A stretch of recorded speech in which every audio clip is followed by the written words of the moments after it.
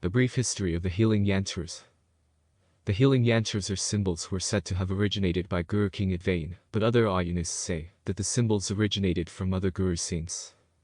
You may read other Aayyanist texts that say that these healing symbols originated from the third Guru. Whatever the history, these symbols have been used for several thousand years and have been proved effective over the ages.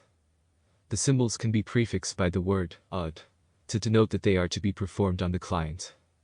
The mirror image of the yantra are the symbols that one performs on oneself, but now many Aayyanists use the ud symbols interchangeably on themselves or their clients, as the loka energy can open in all directions.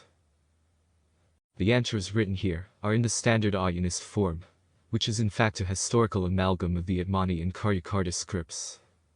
There are many different forms of the individual scripts depending on your school, but we have decided to put the standard forms in this training course, so apologies to any Aayyanists from other schools if they feel that their forms should be presented.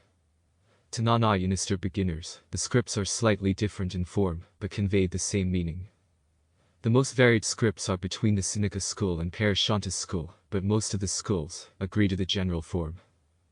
For example, to an English writer it could be like the difference between and the symbol and, though this is an oversimplification.